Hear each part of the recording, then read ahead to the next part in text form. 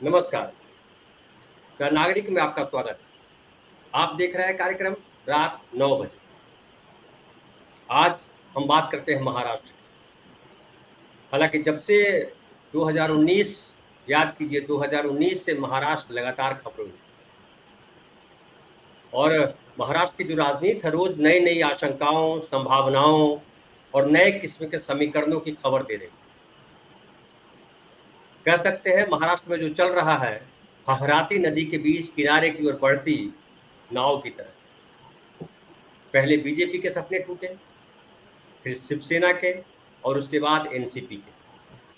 शिवसेना और एनसीपी न सिर्फ उसके सपने टूटे, वे दोनों पार्टियां भी टूटी और किसी और ने धोखा नहीं दिया। अपनों ने ही, सबसे करीबियों ने दो फाड़ कर दिया। शिवसेना का जो तो होना था हो गया, लेकिन एनसीपी का खेल अब भी जारी है। शरद पवार भी बीजेपी के साथ चले जाएंगे या जो विपक्षी दलों का गठबंधन इंडिया बना है उसके साथ रहेंगे, इस पर रोज कयास लगाए जा रहे हैं। अलग अलग चैनल, चाहे ब्रॉडकास्ट मीडिया हो या अखबार हो या डिजिटल चैनल हो, सब रोज कयास लगा रहे हैं। और मुझे लगता है हर सप्ताह शरद पवार खबरों में अजित पवार से मुलाकात को लेकर के। और अजित पवार बार बार ये क्लियर करते हैं कि हमारी मुलाकात जो है भतीजे के साथ वो पारिवारिक मुलाकात है, वो सियासी मुलाकात नहीं है। लेकिन जो राजनीति के जानकार हैं वो जानते हैं कि हर मुलाकात शरद पवार की कहीं न कहीं सियासी मुलाकात ही होती है। तो आज इसी पर चर्चा के लिए, हालांकि हमने एक जो कार्यक्रम किया था विवेक देश पांडे साहब के साथ 7 दिन 7 पत्रकार में, उसमें स्पष्ट कर दिया था और विवेक भाई ने बड़े अच्छे से सारा डिटेल बता दिया था। मुझे लगता है महाराष्ट्र की राजनीति अभी भी उससे आगे नहीं गई, लेकिन फिर भी नए समीकरण किस तरह से बनते दिखाई पड़ रहे हैं, क्योंकि महाराष्ट्र में मुंबई में जो है अगली बैठक होने वाली है इंडिया की।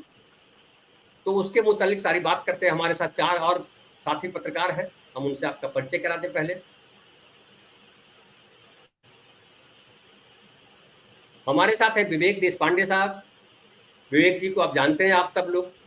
इंडियन एक्सप्रेस से उन्होंने पत्रकारिता शुरू की, लंबे समय तक काम किया और देश के जाने माने पत्रकार हैं, वरिष्ठ पत्रकार हैं। और महाराष्ट्र की खबरों पर तो उनकी पूरी निगाह रहती है। हमारे साथ है अनिल सिन्हा।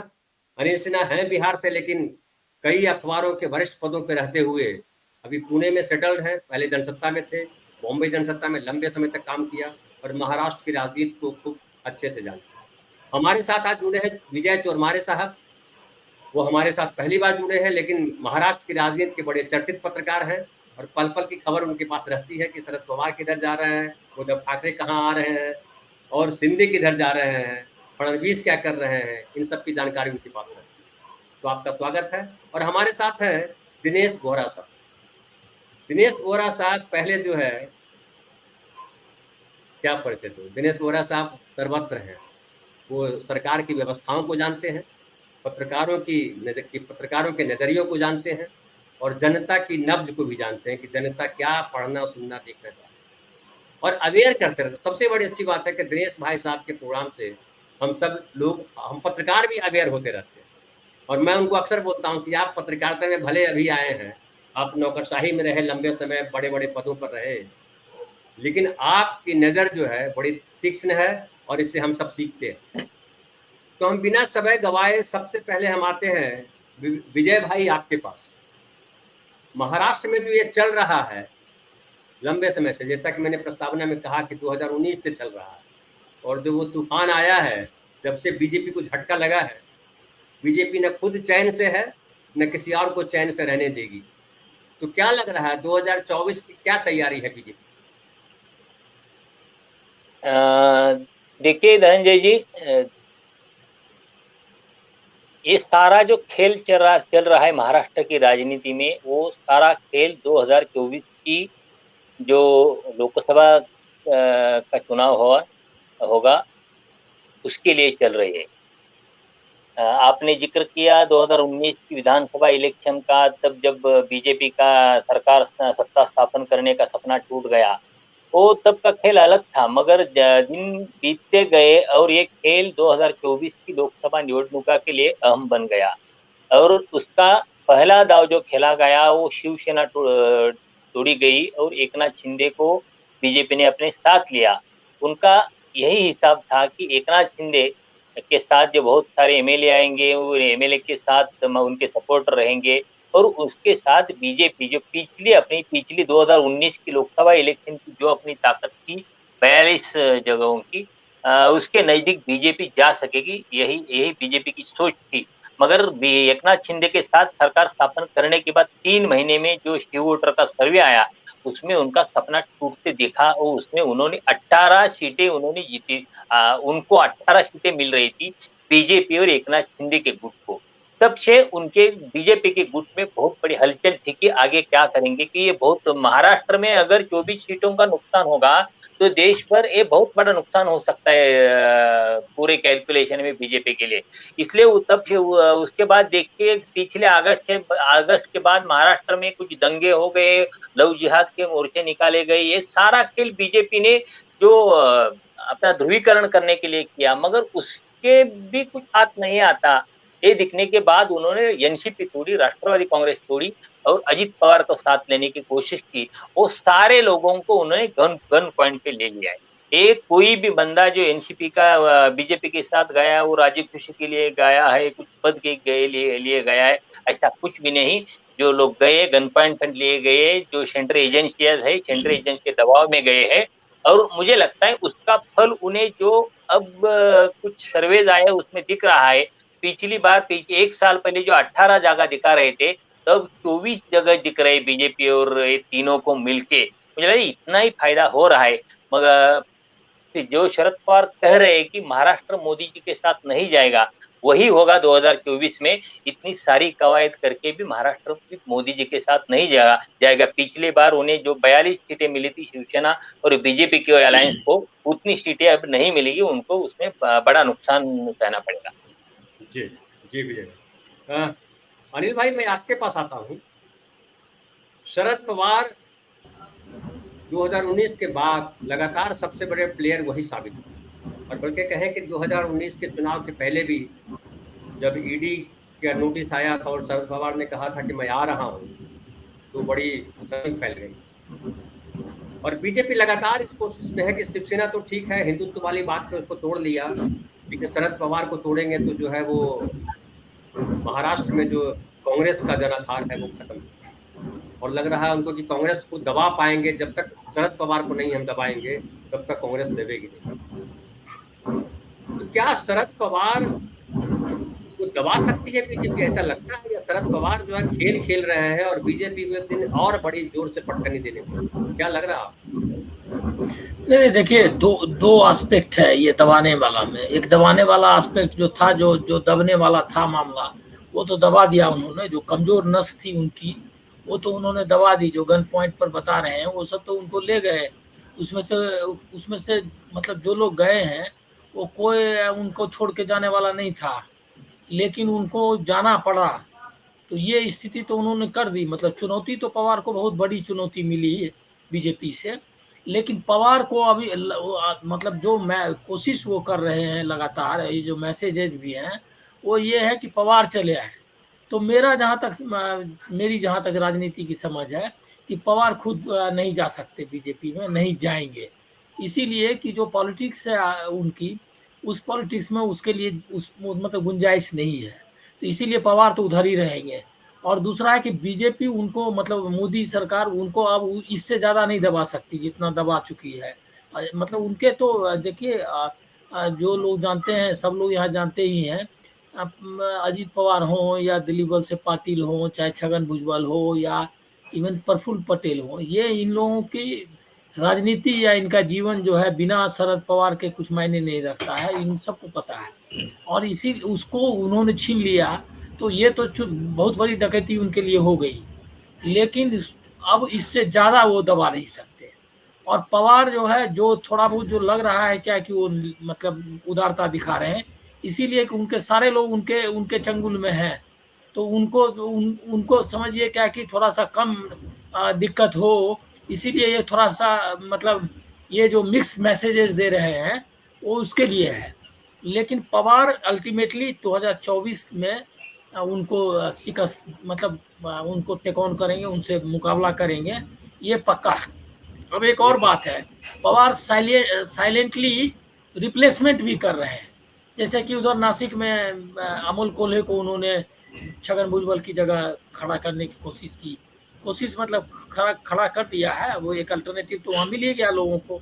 उसी तरह से बीड में कल जो उनकी सभा है, तो वो धनंजय मुंडे का जो रिप्लेसमेंट है उसकी कोशिश में है। मतलब संदीप क्षीरसागर को प्रमोट कर रहे हैं। वो बोल ही दिया उन्होंने कि यही ओबीसी चेहरा है। तो ये वो जो उनको करना है, इनके खिलाफ जो फील्डिंग करनी है वो भी कर रहे हैं। और ये जो मैसेजेस अजीत पवार के आपको मिल रहे हैं, सबके मिल रहे हैं, सिर्फ इसीलिए है कि भगदड़ ना मचे एनसीपी में। और इस मामले में दोनों मतलब अजीत पवार और शरद पवार या बाकी लीडर्स भी, ये जो चुनौती आई है बीजेपी से ईडी को लेकर कारण, इसके कारण उसका मुकाबला अंदर अंदर दोनों कर रहे हैं कि भाई पार्टी अपनी खत्म ना हो जाए, और ये जो सिचुएशन आया है इससे किसी तरह निकल जाए।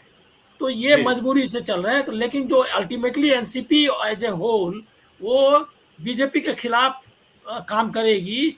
और ये 2024 में बीजेपी को इसका अंदाजा होगा। हमको लग रहा है कि गलत पॉलिटिक्स उन्होंने कर ली है अपने मतलब ईडी की ताकत से। ये एक लाइन और लूंगा, ये बंगाल या आसाम नहीं है, क्योंकि वहां पर हेमंत बिस्व शर्मा या शुभेंदु अधिकारी को रिप्लेस कर सकते थे आप। यहाँ की पॉलिटिक्स बहुत स्ट्रक्चर्ड पॉलिटिक्स है, कोऑपरेटिव शुगर कोऑपरेटिव्स की और कोऑपरेटिव्स की, और एक हायरार्की बना हुआ है, उसके हिसाब से लोग आते हैं। तो इतनी जल्दी किसी को रिप्लेस करके और किसी को आप करना ये आसान नहीं है। जी दिनेश भाई, मैं आपके पास आता हूँ। मुझे तो लग रहा, हालांकि विजय भाई ने भी कहा और अनिल भाई ने भी कहा कि इंडिया के साथ है, वो जाने वाले नहीं है बीजेपी के शरद पवार, लेकिन मुझे पता नहीं क्यों ऐसा लग रहा है कि जैसे नीतीश कुमार बिहार में जो खेल खेला, नीतीश कुमार लगातार खेल खेलते रहे, तो कभी इस किनारे कभी उस किनारे, और अपनी राजनीति को जो है चलाते रहे, अपनी नाव चलाते रहे। मुझे लग रहा है शरद पवार यही कर रहे हैं। वो भी देख रहे हैं कि जिधर की धारा हो, जिधर की हवा चले, उधर जाकर के अगर ठिकाना लिया जा सकता है तो ले लिया जाए, इधर से इधर हो जाएंगे। क्या लगता है आपको? बड़ी कॉम्प्लेक्स सिचुएशन है दरअसल, और इतनी ज्यादा कॉम्प्लेक्स है कि बहुत सारे संकेत जो है ना वो बड़े कंफ्यूजिंग है। और शरद पवार इसके मास्टर हैं कि दूसरों को हमेशा कंफ्यूज रखो कि मैं इधर हूं या उधर हूं। अब आप देखिए, फिलहाल तो ये जो पार्टी है सारे तो छोड़ के चले गए हैं। अब ये ले दे के बाप बेटी की पार्टी है बस, और तो कोई बचा नहीं है इनके पास। ये तो बात मैं पहले क्लियर कर दूं। दूसरी बात, अभी मैं पूना में था, चांदनी चौक का उद्घाटन था। बहुत बड़ा प्रोजेक्ट है जो हाईवे के ऊपर है। गडकरी साहब भी आए, देवेंद्र फडणवीस, शिंदे, अजीत पवार, और वहां पर कम से कम नहीं तो हजारों में फ्लैग्स थे एनसीपी के, घड़ियाल के साथ में। जिधर जाओ वही फ्लैग्स है, और उस फ्लैग के अंदर जो उनका चुनाव चिन्ह है घड़ियाल यानी कि टाइम पीस, वो भी वहां है। मुझे ये नहीं समझ में आ रहा है कि शरद पवार को आपत्ति क्यों नहीं होती कि अजीत पवार उनका झंडा और उनका चुनाव चिन्ह लगातार यूज कर रहे हैं।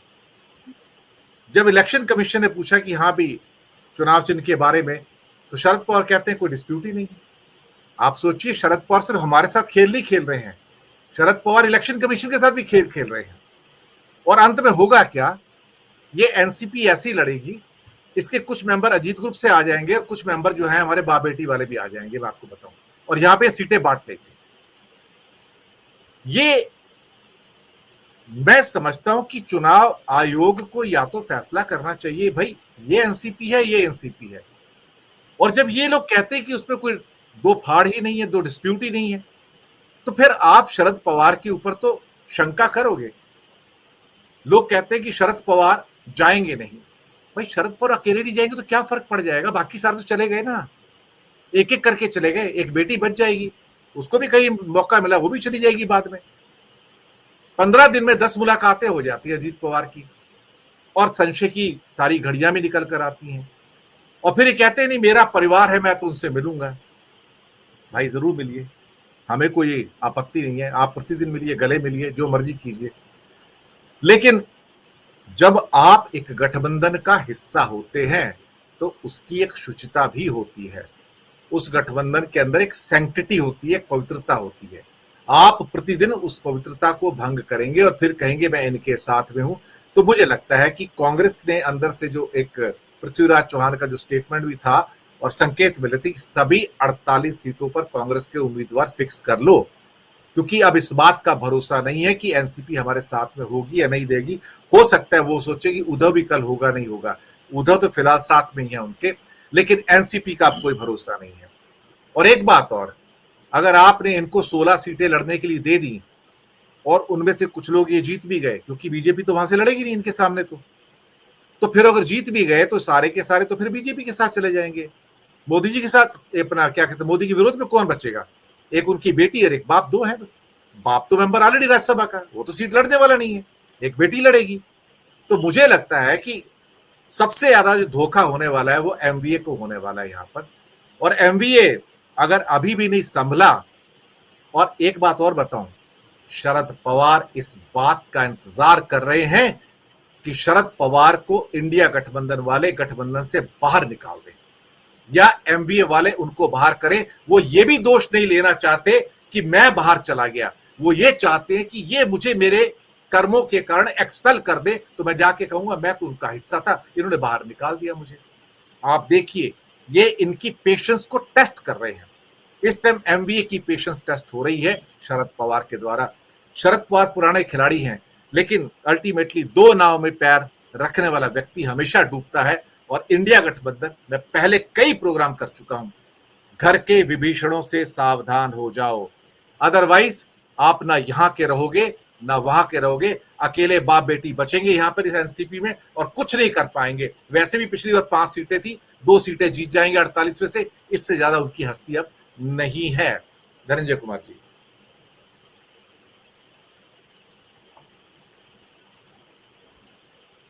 अब क्या हुआ? विवेक भाई, जो दिनेश भाई संदेह जतला रहे हैं वो कई लोग जतला रहे हैं।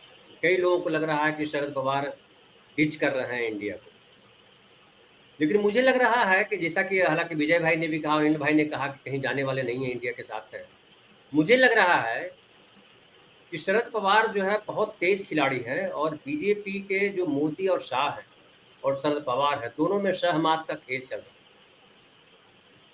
बीजेपी भी सीधे सीधे भिड़ने से बच रही है शरद पवार जी से। वो बल्कि वो एक जो कहा जा रहा है और चर्चा है कि क्या वो कैबिनेट में जाने वाले हैं, ऐसा भी कहा जा रहा है कि सुप्रिया सूले के लिए केंद्रीय मंत्रिमंडल में जगह बनाई जा रही है, शरद पवार के लिए भी कृषि मंत्रालय दिया जा सकता है, जयंत पाटिल भी इधर एडजस्ट हो सकते हैं। ये तमाम तरीके के कयास चल रहे हैं। तो ये कयास अगर चल रहे हैं तो कहीं ना कहीं से वो टेस्ट तो किया जा रहा होगा, कुछ तो होगा, क्योंकि सारी खबरें मीडिया में ठंडू खाने वाले गप नहीं होते। सारी खबरें जो है एकदम गप नहीं है, कुछ खबरों में सच्चाई भी होती है। दूसरी तरफ मुझे ये दिखाई पड़ता है कि इसलिए संदेह बढ़ता है कि कांग्रेस पार्टी ऐलान कर देती है कि हम जो है सारी सीटों पे लड़ेंगे, हम अपने उम्मीदवार तैयार कर रहे हैं। तीसरी तरफ जो है कहीं टगमगाती नजर आती है शिवसेना भी। और एक ये देखिए कि जिस तरह से बीजेपी ने शिवसेना को निपटाया क्रूएल होकर के, एनसीपी के साथ उस तरीके से बीजेपी नहीं है। तो क्या बीजेपी ये जानती है कि ये शरद पवार हैं, ये उद्धव ठाकरे नहीं है, इनसे भिड़ने का मतलब गड़बड़ हो जाए? और ये भी भय है, या ये जो कहा अभी दिनेश भाई ने कि एमबीए वाले बाहर निकाल देंगे, फला कर देंगे इंडिया वाले, तो मुझे लगता है शरद पवार ने जो 2019 में करके दिखाया था उस समय कोई नहीं कर पाया, और एक ऐसी ताकत के तौर पर उन्होंने दिखाया था कि मोदी और शाह से टक्कर लिया जा सकता है, और वो लेने वाला व्यक्ति शरद पवार था, दूसरा कोई व्यक्ति दिखाई नहीं पड़ता था। तो शरद पवार के इतने रंग दिख रहे हैं, मुझे तो अभी भी यार विश्वसनीय नहीं लग रहे हैं। आपको क्या लग रहा है? जी धनंजय जी, मैं ये अभी भी शरद पवार की वजह से असमंजस का माहौल बना हुआ है, लेकिन थोड़ा सा हम पीछे जाकर देखते हैं तो मुझे आज भी ये नहीं लगता कि शरद पवार बीजेपी के साथ जाएंगे। उसके कुछ कारण है। एक तो ऐसा है कि उनको बीजेपी के साथ अगर जाना ही था तो उनको 2019 में बहुत अच्छा मौका था। अजीत पवार चले गए थे, सरकार बना ली थी, है ना, तो पूरे उसी समय अगर वो चले जाते तो क्या प्रॉब्लम था? 5 साल वो बीजेपी के साथ सरकार में बने रह सकते थे। और उससे एक जो उनके ऊपर जो एक तलवार लटकी हुई थी केंद्रीय जांच एजेंसियों की, वो भी उसी समय निकल जाती, लेकिन उन्होंने ऐसा नहीं किया। उन्होंने क्या किया, वो उन्होंने जो बाद में बताया, अभी रिसेंटली बताया कि मैंने गूगली डाली थी। इसका मतलब ये था कि मैंने ही उनको अजीत पवार को वहां पर भेजा और एक ऐसा एक परिदृश्य तैयार किया कि भाई मैं बीजेपी के साथ एनसीपी जा रही है, और फिर 72 घंटे में वो सरकार को गिरा दिया। ऐसा माना जाता है कि वो इसलिए शरद पवार ने किया था कि वो चाहते थे कि एमवीए की सरकार बनाए महाराष्ट्र में, और सरकार अगर बननी है तो राष्ट्रपति का शासन जो है वो नहीं रहे, और बीजेपी को इस मुगालते में रखे कि भाई एनसीपी उनके साथ में सरकार बनाने के लिए तैयार है। और जैसे ही सरकार वो आधे रात की सरकार बनी, 72 घंटे में सपोर्ट निकाल लिया और अलग हो गए। उसके लिए एक बहुत बड़ा ड्रामा भी खेला गया।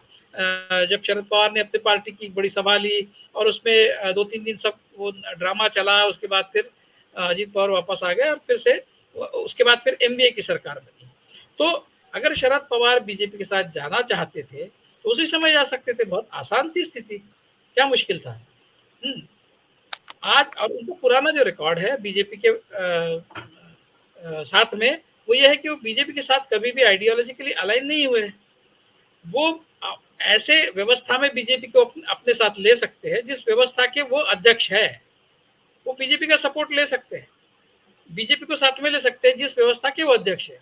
लेकिन जिस व्यवस्था का अध्यक्ष बीजेपी है, उस व्यवस्था में वो खुद होकर नहीं जाएंगे। वो अटल बिहारी वाजपेयी सरकार के समय की बात अलग है। अटल बिहारी वाजपेयी और नरेंद्र मोदी में फर्क है। अटल बिहारी वाजपेयी सरकार में भी वो आपदा वाले वो जो टास्क फोर्स था उसमें गए थे, वो मिनिस्टर बन के, हालांकि ठीक है वो कैबिनेट रैंक दिया होगा वगैरह सब ठीक है, लेकिन वो बीजेपी जिस सरकार की के सिरमौर बीजेपी का ये है राज है, उसमें वो कभी खुद होके पार्टिसिपेट नहीं करेंगे, आइडियोलॉजिकली कभी अलाइन नहीं होंगे, इनका रिकॉर्ड है।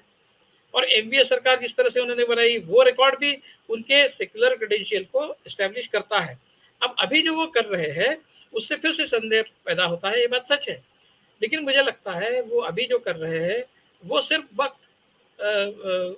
वक्त निकालने का एक जरिया है। 2024 के लोकसभा इलेक्शन तक उनको वक्त निकालना है, इसलिए वो खेल खेल रहे हैं। इस खेल का दूसरा एक डायमेंशन मुझे आज जो लग रहा है, जिस तरह के बयान आ रहे हैं, मतलब सुप्रिया सुले को पूछा गया कि बीजेपी आपको ऑफर दे रही है, इस तरह की बातें, आपको क्या लगता है? वो कहती है कि मैं एम्बीवैलेंट हूँ, मैं इंडिफरेंट हूँ, और ये हाइपोथेटिकल सवाल है। स्पष्ट तौर पे वो ये नहीं कह रही है कि सवाल ही पैदा नहीं होता बीजेपी के साथ जाने का, ऐसा नहीं कह रही। तो वो असमंजस बनाए रखने का एक तरीका है, ऐसा मुझे लगता है। और शरद पवार ये इसलिए भी कर रहे हैं, ऐसा आज मुझे लग रहा है कि कहीं से तो भी ये कहीं ऐसा तो नहीं है कि कहीं एक अंडरकरंट कांग्रेस के फेवर में बहुत ज्यादा स्ट्रांग, राहुल गांधी के भारत जोड़ो यात्रा के बाद और उसके बाद भी कांग्रेस के फेवर में एक बहुत स्ट्रांग अंडरकरंट चल रहा है। इस तरह की कोई जानकारी शायद उनके पास आई होगी, इसलिए एमवीए के अंदर अपनी पोजीशन बनाने के लिए, और बीजेपी को जिसको कीप देम गेसिंग कहते हैं, तो दोनों उनके जो उद्देश्य है वो इस तरह के एम्बीवैलेंस से, न इधर न उधर, इस तरह की स्थिति अपनी बना के रखने में उनको दोनों तरफ वो प्रेशर बनाए रख सकते हैं। ये मुझे आज का उनका खेल लग रहा है। जब एमवीए में आखिरकार वो एमवीए के साथ में जाएंगे, लेकिन वहां पे जो उनको बार्गेनिंग सीटों का करना है एमवीए के पार्टनर्स के साथ, उसके लिए भी वो प्रेशर बनाने की कोशिश कर रहे हैं, और बीजेपी को भी ये बताने की कोशिश कर रहे हैं कि हम आपके साथ आ सकते हैं, या फिर मैं इंडिया के साथ में हूं भी या नहीं भी हूं। इस तरह का एक असमंजस बीजेपी के लिए भी बना रहे हैं। तो कुल मिलाकर वो बैलेंस बनाने की कोशिश कर रहे हैं। 2024 तक वो अपनी स्थिति क्लियर करेंगे। आज भी मुझे इस बात पर मैं विश्वास करने के लिए तैयार नहीं हूं कि वो अंततः बीजेपी के साथ जाएंगे। ये पूरी तरह से एक प्रेशर टैक्टिक है। वो प्रेशर टैक्टिक दोनों तरफ प्रेशर बनाने की है, ऐसा मुझे लगता है। जी विजय भाई, मैं आपके पास आता हूँ। जैसा कि अभी बातचीत में समझ में आया कि एक तरफ जो है बीजेपी है, दूसरी तरफ एनसीपी है, कांग्रेस सुरक्षित है, कांग्रेस हर तरफ उसको फायदा दिखाई पड़ रहा है। लेकिन सबसे घाटे में जो दिख रही है पार्टी वो है शिवसेना, उद्धव ठाकरे की पार्टी। पार्टी टूट गई, जिसके भरोसे आए थे वो भरोसा छूट रहा है। और अगर शरद पवार चले जाते हैं मान लिया कि बीजेपी की तरफ, तो शिवसेना का क्या होगा? आप क्या देखते हैं, शिवसेना की राजनीति कहाँ जाती दिखाई पड़ रही है? उद्धव ठाकरे की राजनीति किस दिशा में जाती दिखाई पड़ रही है? धनंजय जी, बताऊंगा आपके सवाल के बारे में, मैं बताऊंगा। पहले दिनेश जी ने जो बातें कही, मुझे लगता है उससे कुछ अलग बातें मेरे दिमाग में है, वो मैं पहले कहूंगा। उन्होंने जी कहा बोलिए। कि हाँ, उन्होंने एक मुद्दा उठाया कि पूना में एनसीपी के सारे फ्लैग थे और सारी पार्टी चिन्ह के साथ अजीत पवार में अपने साथ लेके जा रहे हो, शरद पवार कुछ भी नहीं कर रहे हैं। देखो, हालात ऐसे है कि वो अजीत पवार जब या पार्टी से बाहर निकले तब से वो दावा कर रहे हैं कि हमारी पार्टी असली एनसीपी है। उन्होंने इलेक्शन कमीशन के पास अर्जी भी दी है कि हमारी पार्टी असली है। और उसके बाद एक असमंजस इस बात का है कि शरद पवार की गुट की तरफ से इलेक्शन कमीशन को जो एक अपना क्लैरिफिकेशन दिया है, उसमें कहा है कि हमारी पार्टी में टूट नहीं हुई है। इससे बहुत बड़ा असमंजस है। शरद पवार ने ऐसा नहीं कहा कि पार्टी में टूट नहीं हुई। शरद पवार ने इलेक्शन कमीशन से क्लैरिफिकेशन मांगा है कि आप किस कारण से हमें नोटिस दे रहे, आपके पास क्या इसके क्या जो कागजात है कि आप हमें पूछ रहे कि स्प्लिट हुआ है। क्योंकि देखिए, पार्टी टूटने के बाद सारे लोग शरद पवार हमारे नेता ऐसा वैसा सब भाषण किए, और उसी दिन शाम को खबर आई कि 3 दिन पहले ही अजित पवार को राष्ट्रीय अध्यक्ष चुना गया था और शरद पवार को अध्यक्ष पद से निकाल दिया था। ये जो सारी जो घटनाएं थी वो इलेक्शन कमीशन को उन्होंने बताई होगी। मगर ये जो एनसीपी है, एनसीपी का मामला शिवसेना के अलग है। एनसीपी का पार्टी का स्ट्रक्चर नेशनल है। नेशनल जो पार्टी के नेशनल जो कार्यकारिणी है, कार्यकारिणी की एक भी आदमी को मीटिंग को नहीं बुलाया है, और फिर कैसा अध्यक्ष बदला गया, ये सवाल है शरद पवार का। वो इलेक्शन कमीशन से क्लैरिफिकेशन मांगा है कि आप किस बलबूते पर ये हमें बता रहे हैं। इसका ये मतलब नहीं उन्हें टूट हुए ऐसे ये नकारा नहीं है, उन्हें इलेक्शन कमीशन से क्लैरिफिकेशन मांगा है। और दूसरी बात है, आज भी उन्होंने क्लियर किया कि हम कौन से भी चिन्ह पे चुनाव लड़ने के लिए तैयार है। आज भी अगर देखें तो हम इलेक्शन कमीशन के साथ लड़ सकते हैं, मगर इलेक्शन कमीशन बायस है। इलेक्शन कमीशन को केंद्र सरकार अपने दबाव में कुछ भी फैसला लेने के लिए मजबूर कर रही है। इसलिए हो सकता है कि हमें अलग चिन्ह पर चुनाव लड़ना पड़ेगा, मगर हम लड़ेंगे और इलेक्शन कमीशन ऐसा नहीं कर सकता। इतने पूरा जो सबूत है हमारे पास है, ये उन्होंने बता दिया था। मुझे लगता है ये बातें ध्यान में लेनी चाहिए। दूसरी बात ये है कि आज तक जिस दिन से स्प्लिट हुआ, पहले से और जिस दिन से स्प्लिट हुआ है तब से आज तक शरद पवार ने एक आइडियालॉजी की लाइन छोड़ी नहीं है। वो अपने आइडियालॉजी पर टिके हुए, आइडियालॉजी की जो विचारधारा की लड़ाई है वही आगे लेने की कोशिश कर रहे हैं। जिस दिन एमआईटी में अजित पवार गुट की सभा हुई, रैली हुई, और उसमें सारे लोग शरद पवार को दोष दे रहे थे, तब भी शरद पवार इधर ये बात कह रहे थे कि हमें बीजेपी के साथ लड़ना है, बीजेपी की जो विचारधारा है बीजेपी की, उनके साथ हमें लड़ना है। आज भी वो कल परसों 3, 4, 5 दिन के सारे स्टेटमेंट निकाले। आज तक वो सारे स्टेटमेंट यह है कि हम बीजेपी के खिलाफ लड़ेंगे, बीजेपी के खिलाफ लड़ते रहेंगे। मुझे लगता है इसके एक स्पष्ट होता है कि बार उनके वो खुद बता रहे, कोई सूत्र नहीं बता रहे उनके तरफ से वो ऐसे रहे, वो खुद अपने मुंह से बार बार 10-12 बार वो बता चुके हैं कि हम बीजेपी के खिलाफ लड़ेंगे, लड़ रहे हैं, और अपने कार्यकर्ताओं के हमें आह्वान कर रहे हैं कि हम बीजेपी के खिलाफ लड़ेंगे। मुझे लगा इसके लिए उसकी भूमिका में कोई संदेह नहीं रहना चाहिए। मगर फिर भी मुझे लगता है वो जो दबाव की राजनीति, विवेक जी ने भी कहा और फिर दिनेश जी ने भी कहा, वो दबाव की राजनीति करना चाहते हैं, एमयूए में हो या इंडिया में हो। इसके लिए वो अपने खुद के आजू बाजू एक संभ्रम निर्माण करने की कोशिश खुद ब खुद करते रहे। दूसरा रहा आपका सवाल शिवसेना के बारे में। मुझे लगता है जो स्थिति शिवसेना की है वही स्थिति जो राष्ट्रवादी कांग्रेस की शरद पवार गुट की स्थिति है वही स्थिति शिवसेना की है। क्योंकि बहुत सारे एमएलए शिवसेना के एकनाथ शिंदे के साथ चले गए, जैसे एनसीपी के अजित पवार के साथ दिखते हैं। मगर देखिए जो ग्राउंड की रियलिटी, जो ग्राउंड का कार्यकर्ता है, गांव का कार्यकर्ता है, जो शिवसेना का शिवसैनिक है, और एनसीपी का जो गांव का ग्रास रूट का कार्यकर्ता है, वो सारी ताकत अब भी आज भी शरद पवार और उद्धव ठाकरे के साथ है। इसलिए मुझे लगता है कांग्रेस एनसीपी, शरद पवार गुट की एनसीपी और शिवसेना उद्धव ठाकरे गुट, ये जो महाविकास आघाड़ी का अलायंस है, ये अलायंस आज भी महाराष्ट्र की राजनीति में मजबूत है, लोकसभा में भी मजबूत रहेगा और आगे जाकर विधानसभा में भी बहुत मजबूत होगा। जी दिनेश भाई, मैं पहले आपके पास आता हूँ अनिल भाई से, और वो इसलिए आता हूँ कि एक बड़ा अच्छा शब्द इस्तेमाल किया विजय भाई ने, संभ्रम। मराठी का शब्द है लेकिन बड़ा बढ़िया शब्द मुझे लगा। तो संभ्रम की जो स्थिति क्रिएट करके रखते हैं शरद पवार, तो ये कहीं संभ्रम जो है वो बीजेपी के लिए ज्यादा नुकसानदेह दिख रहा है आपको या एमबीए के लिए दिख रहा है? क्योंकि आपका ये है कि वो जो है निगोशिएट कर रहे हैं। निगोशिएट करना कोई बुरी बात नहीं, तो करेगा, हर कोई अपनी पार्टी को मजबूत करेगा, क्षेत्रीय दल है। लेकिन मुझे लग रहा है कि आप इसमें बोलिए, मुझे लग रहा है कि शरद पवार की सबसे बड़ी चिंता ये है कि जो अपने जीवन में पॉलिटिकल करियर में उन्होंने जो मिस किया, वो उनकी बेटी सुप्रिया सुले मिस न करे। तो अब अभी जो करियर देख रहे हैं वो अपने बजाय सुप्रिया सुले का करियर उनको दिखाई पड़ रहा है, और सुप्रिया सुले को एस्टैब्लिश करने के लिए जरूरी है कि वो आइडियोलॉजिकल प्रॉब्लम जो है क्रिएट न करें अपनी पार्टी के साथ। आप क्या कहेंगे? आप मुस्कुरा रहे हैं जी, अनम्यूट कर लीजिए, अनम्यूट कर लीजिए। सर सवाल तो बहुत अच्छा है आपका, लेकिन क्या करूं, मैं संजू की किताब आर्ट ऑफ वार का भक्त हूं सर। कोई भी युद्ध जो आर्मी होती है, अगर युद्ध में वो संशय की स्थिति में जाती है तो युद्ध कभी नहीं जीतती। मैं आपको बताऊं, अगर कोई भी फौज युद्ध में जा रही है, उसके माइंड में 100 संशय और कंफ्यूजन है, वो युद्ध नहीं जीतती सर, वो युद्ध हारती है। इतिहास इस बात का गवाह है। आज आप अपनी चाल खेल सकते हैं, आप एनसीपी के चाणक्य हो सकते हैं, और एनसीपी की हस्ती आज इंडिया में इतनी बड़ी नहीं है। एक शख्स के रूप में आप बहुत बड़े हैं, लेकिन पार्टी के रूप में आप कुछ भी नहीं है। 4-5 सीटें ले आएंगे, 6 सीटें ले आएंगे, कुछ नहीं है। अपनी पीक टाइम के अंदर भी एनसीपी की परफॉर्मेंस अगर आप बताइए तो क्या थी? कुछ भी नहीं थी।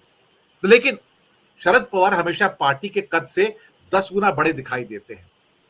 अब इन्होंने अपने आप को, हो सकता है इनकी चालें हों, लेकिन इन्होंने अपने कैडर को कंफ्यूज किया, इन्होंने जनता को कंफ्यूज किया, इन्होंने इंडिया गठबंधन को कंफ्यूज किया।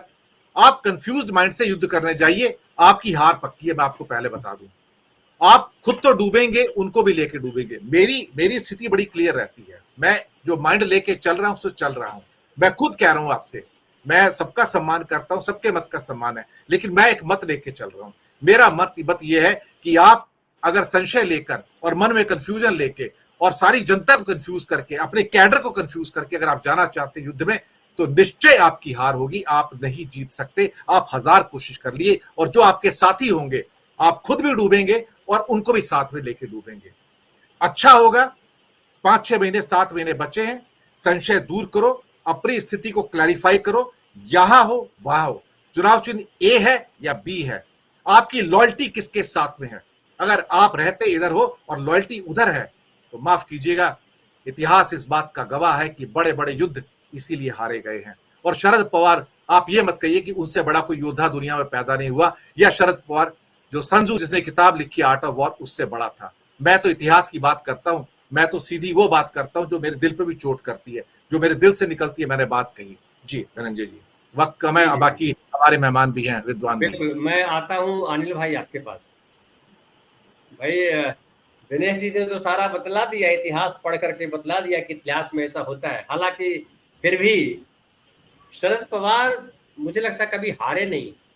ठीक है, अजित पवार ने भी उन पर आरोप लगा दिया कि भाई आपकी पार्टी ने कभी ऐसी स्थिति पाई भी कि जब आप मुख्यमंत्री बना सकते थे अपने पार्टी के किसी नेता को, आपने कांग्रेस को मुख्यमंत्री बनने दिया।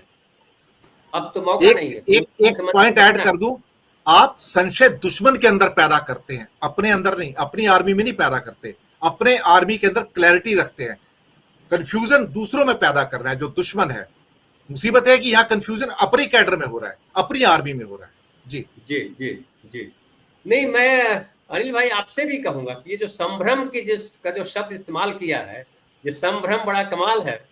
और जो दिनेश भाई साहब कह रहे हैं कि अपने लोगों में भी गलतफहमी क्रिएट कर रहे हैं, भ्रम की स्थिति बना रहे हैं, तो भ्रम और संभ्रम दोनों के बीच में शरद पवार को आप किस तरह से देखते हैं?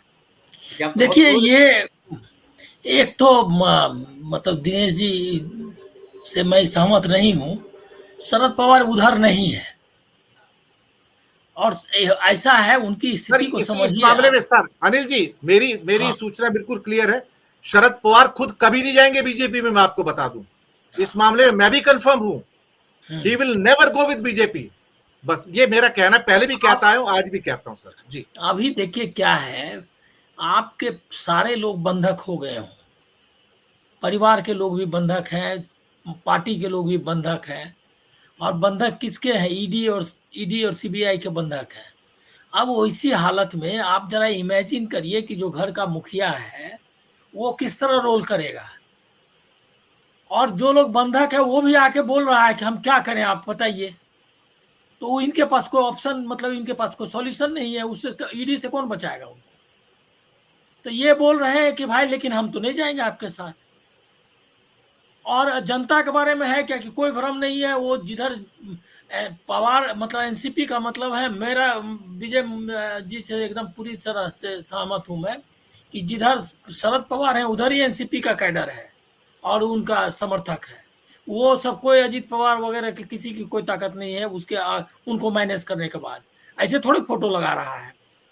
तो अब यही हालत उद्धव ठाकरे की है, उनका तो तय हो गया। मुझको लग रहा है क्या कि एक चीज हम लोग मिस कर रहे हैं, हम लोग इनकी पॉलिटिक्स बता रहे हैं। बीजेपी ने अपना कवाड़ा कर लिया और अपने चक्कर में मोदी और अमित शाह ने बीजेपी को महाराष्ट्र के लिए से सब दिन के लिए रफा दफा कर दिया है। ये आप नहीं, मतलब कहाँ बीजेपी ग्राउंड में रह गई? अभी फाइट भी जो हो रहा है, जो इक्वेशंस चल रहे हैं, उसमें बीजेपी किधर है? बीजेपी बहुत बुरी हालत में आ गई और वो एक्सपेंड भी नहीं हो सकती। अब अगर मान लिया कि फॉर दैट मैटर अगर हम सिर्फ इसकी बात करें सीट एडजस्टमेंट की, तो सीट एडजस्टमेंट में आप शिंदे को गुट को कुछ तो देंगे कहने के लिए भी, आप कुछ तो देंगे एनसीपी को, तो ये किसका लॉस होने वाला है? तो अंत में बीजेपी के लिए स्पेस नहीं रहने दिया पॉलिटिक्स में अमित शाह और मोदी ने, और बल्कि उसने जो फडणवीस उसका एक इंपॉर्टेंट लीडर, बहुत बड़ा फैक्टर बन गए थे पर्सनैलिटी वाइज। वो हो लोग उनको देख रहा था क्या कि बहुत बड़े खिलाड़ी हैं और ये बीजेपी को बहुत आगे ले जाएंगे। उनका कैडर भी उनके साथ हो गया था, उन्होंने एक तरह से रिप्लेस कर दी थी वो लीडरशिप को, उसको भी वीकेंड कर दिया। अभी कोई बीजेपी में उस तरह का लीडरशिप ही नहीं रह गया है, उनको ही खुद कम कर दिया फडणवीस को। तो बीजेपी जो खेल खेल रही थी दूसरी पार्टी को खत्म करने में, पवार उसको काउंटर कर रहे हैं, और उद्धव ठाकरे ने तो आराम से काउंटर कर दिया। पब्लिक उसके साथ है, कैडर उसके साथ है, शिंदे कुछ नहीं है, ये तो खुद बीजेपी मान ली तभी तो ले आई अजीत पवार को, तो वो तो क्लियर हो गया। तो अब पवार यही कर रहे हैं कि वही चीज को रिपीट कर रहे हैं कि हमारे पास लोग हैं, हमारा ये है, और वो जो संभ्रम है वो यही है कि लोग बंधक में हैं, तो उनको भी अब कैसे बोल देंगे कि अजीत पवार को कि जाओ मरो, हमको कुछ नहीं करना है। ये भुजबल को कह सकते हैं, मैं जानता हूं कि ये किसी को दिलीप वत्स पाटिल को बोल सकते हैं क्या कि जो करना है करो मरो? अरे वो नहीं कर सकते, वो बोलेंगे कहो हमको क्या कर सकता, मैं तो कुछ नहीं कर सकता, मैं नहीं जाऊंगा उधर।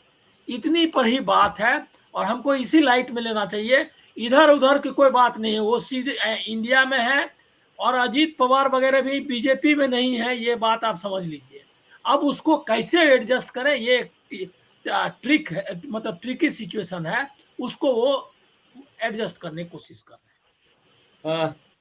विवेक भाई, जो अनिल भाई कह रहे हैं वो तो बड़ा अलग सिनेरियो दे रहे हैं। मेरे दिमाग में चल ये रहा है कि इसका मतलब शरद पवार ने बहुत गूगली नहीं कही है, उसको बहुत लंबे से घेरा है बीजेपी को, कि पहले जो है बीजेपी में भेजा अपने भतीजे को कि मुख्यमंत्री बनो, बन गए, फिर वापस ले लिया, सरकार नहीं बनी, शिवसेना इधर आ गई, शिवसेना के लोगों को उद्धव ठाकरे जी को मुख्यमंत्री बना दिया, फिर शिवसेना को तोड़वा दिया, शिंदे को उधर भेज दिया, फिर एक ऐसी स्थिति क्रिएट की जहां अपने फिर भतीजों को भेज दिया, और कुल मिलाकर के लग रहा है कि अब जो है जैसा कहा कि डिमीन कर दिया फडणवीस को भी, और एक एक्सपोज हो गया पूरे राष्ट्रीय स्तर पर कि मोदी जी चाहे कितने ताकतवर हों, अमित शाह कितने ताकतवर हो, अब बिहार ही नहीं महाराष्ट्र भी एक ऐसी जगह है जहां वो कमजोर है। बिहार में भी उनकी दाल नहीं गल रही है, महाराष्ट्र में भी दाल नहीं गल रही है, और साउथ में तो दाल ही नहीं है उनकी, तो गलेगी कहां से? ना चूल्हा है, ना हांडी है, ना दाल है उनके पास। तो अब क्या लग रहा है कि बीजेपी की हालत खराब है, क्योंकि उसके पास तो 165 सीट है, फिर भी परेशान है, फिर भी उसको लग रहा है कि हम कैसे जीतेंगे। और जो विजय भाई ने शुरुआत में कहा कि सर्वे में भी आया कि उनकी सीटें नहीं आ रही है, तो तोड़ फोड़ फिर शुरू की। तो क्या लग रहा, सारा कुछ करके, हमारे यहाँ कहावत है, दिन चले तो 2.5 किलोमीटर और रात चले तो 2.5 किलोमीटर, ये हो गया क्या उनके साथ? जी बिल्कुल, मैं अनिल जी से पूर्ण सहमत हूँ, क्योंकि मैंने पहले भी कहा, अगर एनसीपी को, शरद पवार को बीजेपी के साथ जाना होता तो 2019 में जो सरकार बन गई थी अजीत पवार के साथ, उसको वो कंटिन्यू करते, वो अपॉर्चुनिटी थी। लेकिन उन्होंने ऐसा नहीं किया, उन्होंने वो पूरा ड्रामा खेला, उसके बाद एमवीए की सरकार बनाई। तो वो एक बहुत बड़ा एविडेंस है कि शरद पवार बीजेपी के साथ नहीं जाएंगे, वरना आज 5 साल वो बीजेपी के साथ महाराष्ट्र में बने रहते, जो भी उनको फायदा लेना है वो फायदा ले लेते। इतनी बड़ी जो जांच एजेंसियों की जो तलवार लटकी हुई थी, उससे मुक्त हो जाते। वो उन्होंने नहीं किया, उन्होंने वो रिस्क लिया है, ये समझने की जरूरत है। और वो आज जो कर रहे हैं, वो मैंने जैसे कहा कि वो एनवीए में भी अपना एक प्रेशर बनाना चाहते हैं। वो पॉलिटिक्स है, मतलब उसकी उनको पूरी इजाजत है, वो कर सकते हैं पॉलिटिक्स में। एमवीए के अंदर भी अपना बार्गेनिंग पावर वो बढ़ा रहे हैं। लेकिन एक बात स्पष्ट है कि वो बीजेपी के साथ नहीं जाएंगे, उसकी कोई भी इंडिकेशंस उन्होंने नहीं दिए हैं। देखिए, एनसीपी में जो 2 फाड़ हुए, अभी तक हेड काउंट भी नहीं हुआ है। अजीत पवार के साथ कितने लोग हैं, क्या पता है? किसको पता है? न इलेक्शन कमीशन कुछ मांग रहा है, न शरद पवार इलेक्शन कमीशन के पास जा रहे हैं, न अजीत पवार इलेक्शन कमीशन के पास जा रहे हैं कि भाई आप हमको रिकॉग्नाइज करो, हमारा अलग गुट है। उल्टे तो एक दूसरे के साथ मिल रहे हैं वो। तो अनिल जी की बात को मैं इसलिए भी उनसे सहमत हूँ कि शरद पवार का पूरा जो खेल है पिछले 4 साल में महाराष्ट्र में, वो बीजेपी को पूरी तरह से डिस्क्रेडिट करने का खेल चल रहा है। बीजेपी जो जिसको कहते हैं कि कट सॉरी फिगर, महाराष्ट्र में जो सॉरी फिगर बीजेपी ने कट किया है पिछले 4 साल में, जो चाणक्य वाली बात चल रही थी उनके बारे में, तो पूरी तरह से वो ध्वस्त हो गई है।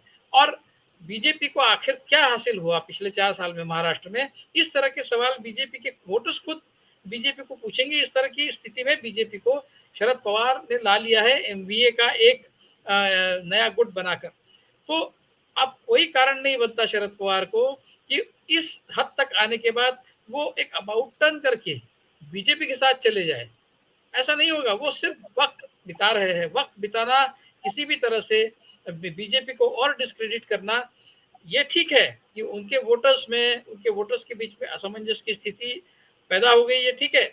लेकिन मुझे लगता है वो फॉर द टाइम बीइंग है, वो 2024 के मार्च अप्रैल तक वो स्थिति नहीं बना के रखेंगे, ऐसा मेरा अंदाज है। वो इस स्थिति से उभर कर एनसीपी जो है वो बाहर आएगी, और ये हो सकता है कि तब तक अजीत पवार बीजेपी के साथ बने रहे और एनसीपी का जो डिवीजन है उस पर कोई लीगल एक वर्डिक्ट ना आए, और 2024 के इलेक्शन में दोनों इस तरह की स्थिति बनाए, इस तरह की कैलकुलेशंस करे कि कुल मिलाकर एनसीपी दोनों तरफ से गेन करे। जो एनसीपी बीजेपी के साथ है वो भी गेन करे, और जो एनसीपी एमवी के साथ में है वो भी गेन करे, और फाइनली दोनों एक साथ आ जाए। इस तरह का एक पॉलिटिक्स शरद पवार खेल सकते हैं, ऐसा मुझे लगता है।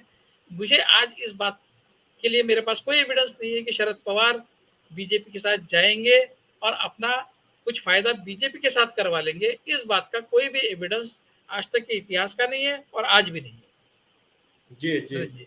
तो कहने का मतलब ये है कि एक और मैं देखता हूँ कि शिवसेना जब टूटी तो पार्टी के चुनाव चिन्ह के लिए, पार्टी पे कब्जा करने के लिए, दफ्तरों पे कब्जा करने के लिए एकदम मारा मारी हो गई, लगा पता नहीं कौन कहाँ कब्जा कर लेगा। लेकिन एनसीपी के साथ वो चीजें नहीं हुई, तो ये एक अलग स्थिति बनती है। और ये जो भ्रम और संभ्रम की स्थिति है, तो मुझे लगता है राजनीति में जरूरी भी होती है। राजनीति बहुत स्पष्ट होनी भी नहीं चाहिए, तो फिर राजनीति क्या है? तो ये जो जिस तरह से मोदी जी और शाह जी जिस तरह की राजनीति करते हैं, मैं उसको राजनीति मैं भी नहीं मानता कि वो राजनीति नहीं है। अभी आप सत्ता से बाहर होंगे तो आपको समझ में आएगा राजनीति कहाँ जा रही है।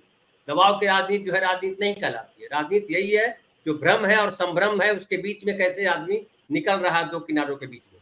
तो आप विवेक देशपांडे साहब, अनिल सिन्हा साहब, दिनेश के बोरा साहब और राजू चौरमरा साहब, आप चारों हमारे कार्यक्रम में आए, अच्छी अच्छी बातें हुई, दर्शकों को समझने का मौका मिला। आप सब लोगों का बहुत बहुत धन्यवाद। और दर्शक शुभ रात्रि। दर्शकों, मुझे लग रहा है कि जो है कुछ स्थिति क्लियर हुई होगी और इस पे हम फिर आगे कार्यक्रम करेंगे। कुछ हमारे पास और सोचने समझने को मिलेगा, कुछ और रास्ता गढ़ेंगे लोग। पॉलिटिशियन तो रोज रास्ता गढ़ते रहते हैं और जब रास्ता गढ़ते हैं तो हम उसकी समीक्षा करते हैं। तो हम फिर समीक्षा करेंगे और आपके सामने फिर आएंगे। शुभ रात्रि। कल हम फिर मिलेंगे नए कार्यक्रम के साथ। धन्यवाद।